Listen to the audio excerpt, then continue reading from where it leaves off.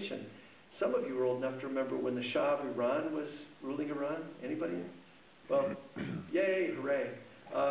When the Shah of Iran was the ruler of Iran, 2 months before he was overthrown, Newsweek ran a cover story saying, the most stable regime in the Middle East, the Shah of Iran, he's going to be around for decades. And 2 months later, boom, he was gone.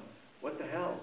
Nobody could predict it, nobody knew, but there was something going on underneath. And that's what I think we have to understand for our own moment. That is, go ahead, what?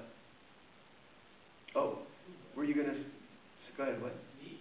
Yeah, I thought you put your hand up. No, I mean, the problem is things repeat themselves. We have to things are what? Repeat themselves. There's structures, there's systems, these things right. that happen over and over again. Right.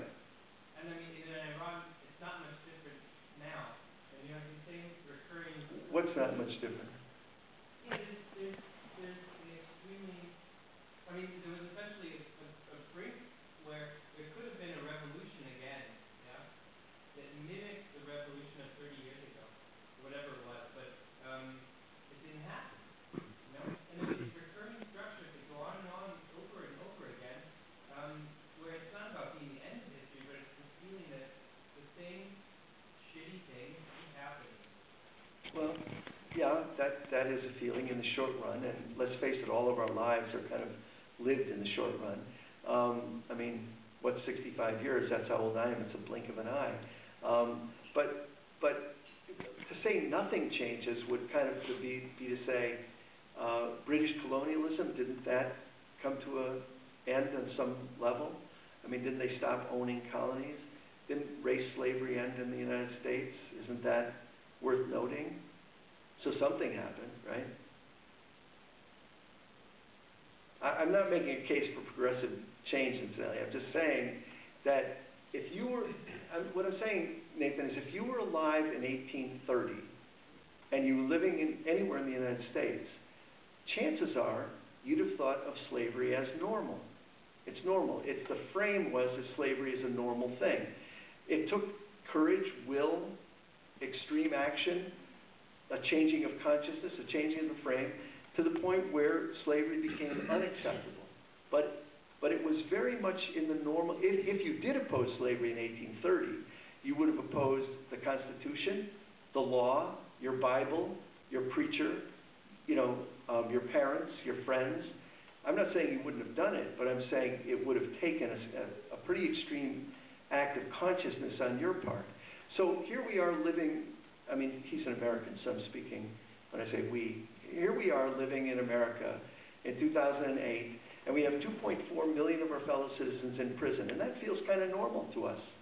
That's just the way it is. And incidentally, we pretty much feel, most of us, that we're safer because 2.4 million of our fellow citizens are in prison, and we pretty much feel like they probably did something. I mean, that's the kind of, you know what I mean? That's the common sense. But what if, 40 years from now, your granddaughter says to you, is it true that when you were a college kid, 2.4 million people, and you'll say, gosh, I don't remember, was it that high? Yes, it was that high. And from the campus I teach at, 4 miles from my campus, 12,000 black men are caged. 4 miles from my campus, 12,000 black men. But pretty much we take that as normal because probably those black men did break the law. If you're a liberal, you probably say, yeah, but they had a rough life and they broke the law. But it's insane. 12,000? What if I said 12,000, Jewish women are caged 4 miles from my office? Everybody go crazy. What? That couldn't possibly be true. And it's not true. But 12,000 black men? It's kind of normal. You read in the B section of the Chicago Tribune on any given day that a kid shot a kid in Chicago. We had 42 deaths by gun in Chicago of high school kids last year. That's just normal in Chicago. That's the world we live in. You mean you can get a gun if you're a kid? Yeah, everybody can get a gun. So what I'm saying is, what we take for granted doesn't have to be taken for granted. And part of what it means, in my mind, to be a radical today and to build a radical movement is to try to reframe some of the issues. One of the biggest ones which somebody raised is that we live in a permanent war economy. We live in a permanent war state. The frame that allows that to happen is the idea that it makes us safe. I want to change that frame. And then the second thing we have to do as radicals is we have to make the connections between war and warming, between the scapegoating of queer people and the shredding of our civil rights, between the shredding of our civil rights and the kind of attacks on immigrants and so on. All these things are linked from a radical perspective, but it's making those links that it seems to me is the work of the moment. And so, yeah, that's what I do. I do a lot of organizing around reframing, especially in education, especially on issues of war and peace, and in making those connections. So, speak back, anybody. I haven't gone far enough. Yes? I would also like to disagree to your statement that there's nothing going on, nothing's changing in Iran, because I have friends there and I know that for the first time in Iran?